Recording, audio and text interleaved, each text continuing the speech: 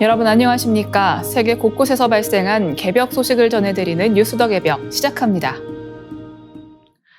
삼성 서울병원이 영화 속 장면처럼 순간에 끝나는 암 치료 기술에 성큼 다가섰습니다. 이름은 플래시 양성자 치료인데요. 방사선을 초고속 고선량으로 쏴 단 1초 안에 치료를 끝내는 차세대 암 치료법입니다. 보통 양성자 치료는 한 번 받는데 2분에서 4분, 보통 10번 이상 병원을 찾아야 했습니다. 하지만 플래시는 초당 40g 이상의 속도로 방사선을 집중 조사해 필요한 양을 한 번에 쏘아줍니다. 이 말은 곧 환자가 치료받는 시간을 획기적으로 줄이고 병원에 오가는 부담도 크게 줄어든다는 뜻입니다. 양성자 치료는 수소원자의 핵을 빛의 60% 속도로 가속시켜 암세포에 직격탄을 날리는 방식입니다. 플래시는 여기에 터보 모드를 켠 것처럼 초고속으로 강력한 방사선을 쏘지만 정상세포에는 피해를 최소화합니다. 이번에 조성규 교수팀이 개발한 기술은 값비싼 특수장비 없이도 국내 병원에서 이미 쓰고 있는 장비로 초고속 치료 환경에서 방사선 양을 정확하게 측정할 수 있게 했습니다. 심지어 목표 지점 오차를 1mm에서 0.4mm로 줄여 깊은 부위 암도 정밀 저격이 가능하다는 걸 보여줬습니다.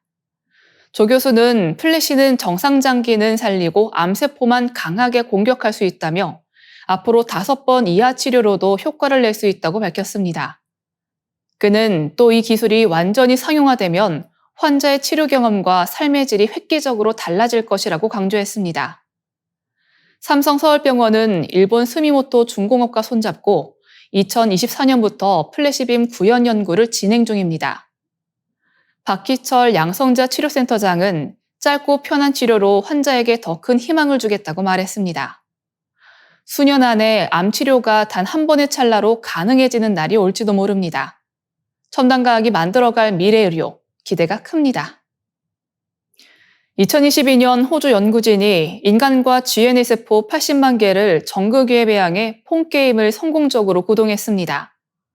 공의 위치 정보를 전기 신호로 전달하고 막대로 공을 맞히면 규칙적인 신호 보상, 놓치면 불규칙 신호로 벌을 주는 방식이었습니다. 이는 구글 알파고가 사용했던 강화학습 원리로 뇌세포는 5분 만에 공을 받아치는 랠리를 이어갈 만큼 적응했습니다. 이 실험은 인공지능의 한계를 넘기 위해 살아있는 뇌세포를 활용하는 오가노이드 지능 연구로 이어졌습니다. 오가노이드는 줄기세포를 장기와 유사한 3천 구조로 배양한 미니 장기로 존스 홉킨스대 연구진은 이를 뇌컴퓨터 인터페이스와 결합해 바이오 컴퓨터로 활용하고 있습니다. 인간의 뇌는 1000억 개 신경세포와 100조 개 시냅스를 단 20W 전력으로 구동하지만 GPT-3 같은 대형 AI는 학습에만 1300MWh가 소모됩니다. 연구진은 오가노이드 칩의 전력 사용을 100만에서 100억 분의 1로 줄일 수 있다고 전망합니다. 존스 홉킨스대 레나 스미르 노바 박사는 우리의 뇌는 슈퍼컴퓨터와 같지만 컴퓨터가 이를 따라잡기에는 턱없이 부족하다며 오가노이드 지능이 인류의 미래를 바꿀 핵심 키워드라고 밝혔습니다. 그는 오가노이드 지능이 바이오 컴퓨터뿐 아니라 신경 발달 장애, 알츠하이머 등 의학 발전에도 기여할 수 있다고 강조했습니다. 3천 구조인 오가노이드는 기존 2차원 배양 대비 뇌세포 밀도를 약 1000배 높일 수 있어 더 많은 뉴런 연결이 가능하다는 설명입니다. 또한 미세 생리학적 시스템을 활용해 식품, 화장품, 화학물질 독성 실험, 희귀질환, 복합질환, 아동 임산부 방사선 연구에도 응용될 수 있습니다. 실험에서는 강화학습을 거친 오가노이드가 미니 로봇 자동차를 조종해 자율주행 가능성을 입증했고 호주, 스위스 기업들도 원격 실험 플랫폼을 상용화하고 있습니다. 하지만 산소 영양 공급, 세포 성숙도, 표준화, 신호 입출력 등 해결 과제가 남아 있습니다. 전문가들은 오가노이드 지능이 모바일 AI나 하이브리드 연산에서 효율성을 높일 잠재력이 있지만 아직은 가능성을 시험하는 초기 단계라고 평가합니다. 인공지능의 미래, 해답이 인간 뇌세포 속에 숨어 있을지 주목됩니다. 도널드 트럼프 미국 대통령이 미국의 건강한 정신을 회복해야 한다며 스미스소니언 재단 산하 박물관 전시를 자신의 역사 해석에 맞게 수정하겠다고 나섰습니다. 월스트리트저널과 워싱턴 포스트에 따르면 백악관은 최근 재단에 서한을 보내 전시 설명문, 교육자료, 내부 문건 등을 제출하라고 요구했습니다. 특히 분열적, 이념적 용어를 역사적이고 통합지향적인 용어로 대체해 공개하는 수정 작업을 지시했습니다. 백악관은 내년 7월 4일 미국 독립선언서 서명 250주년을 기념한 스미스소니언 기획전시를 주요 타깃으로 삼았습니다. 국립미국사박물관, 스미스소니언 미국미술관, 국립아메리칸 인디언 박물관 등 8개 기관이 집중 검토 대상입니다. 자료 제출 기한은 30일로 독립 250주년 프로그램과 현재 미래 전시 내용 전반이 조사 범위에 포함됩니다. 이번 조치는 지난 3월 미국 트럼프 대통령이 서명한 미국 역사의 진실과 정신회복 행정명령의 연장선입니다. 당시에는 스미스소니언 박물관과 국립동물원에서 객관적 사실보다 이념이 주도하는 왜곡된 서사가 전파되고 있다며 부적절한 이념을 삭제하도록 지시했습니다. 스미스소니언 길들이기가 본격화하는 모양새로 취임 이후 강하게 밀어붙인 반워크 정책의 일환입니다. 논란은 이미 표면화됐습니다. 스미스소니언 산하 전미초상화미술관 킴 사재관장은 트럼프 대통령이 사퇴 압박을 가하자 지난 6월 스스로 물러났습니다.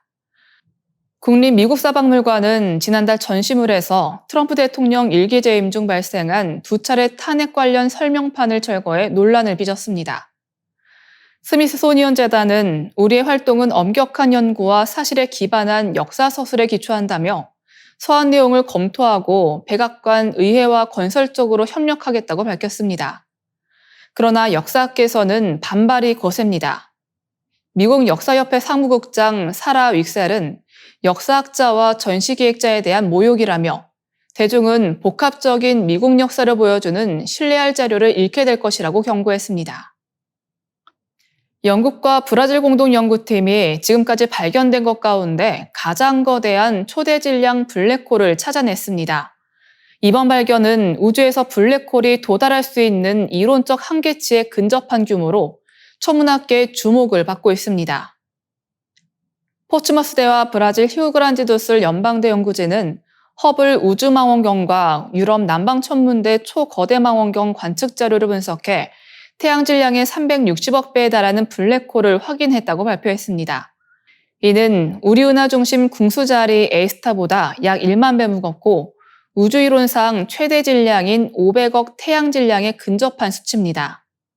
이 블랙홀은 2007년 발견된 우주 말발굽이라는 중력 렌즈 은하계 중심에 자리 잡고 있습니다. 56억 광년거리의 정경은하와 190억 광년거리의 배경은하가 만들어낸 말발굽 모양의 아인슈타인 링을 통해 그 존재가 확인됐습니다. 정경은하는 우리 은하보다 100배나 크며 은하가 클수록 중심 블랙홀도 비례해 커진다는 이론과 부합합니다. 연구진은 중력 렌즈 효과와 은하 내부 별들의 이동 속도를 함께 분석해 질량을 산출했습니다. 이전에도 400억 태양 질량으로 추정된 블랙홀이 보고된 바 있으나 이번처럼 오차 범위가 35% 이내로 좁혀진 사례는 드뭅니다. 특히 이번 대상 은하는 화석 은하로 분류됩니다. 이는 수십억 년 동안 주변 은하들을 모두 흡수하며 단독으로 남은 거대 은하로 원래 동반 은하에 있던 블랙홀들이 합쳐져 초대 질량 블랙홀이 형성됐을 가능성이 큽니다. 연구진은 이번 연구가 활동에 미약한 휴면 블랙홀의 탐지와 질량 측정에도 새로운 길을 열 것이라고 강조했습니다. 또 거대 블랙홀의 은하의 가스 응축을 막아 별 탄생을 억제하는 과정, 그리고 은하 블랙홀의 최종 진화 단계를 이해하는 데 중요한 단서가 될 것으로 전망했습니다. 전문가들은 45억 년 뒤 우리 은하와 안드로메다 은하가 합쳐질 경우 비슷한 과정을 거쳐 거대한 블랙홀과 화석 은하가 탄생할 가능성이 크다고 보고 있습니다. 이상으로 뉴스 더 개벽 마치겠습니다. 시청해주신 여러분 감사합니다.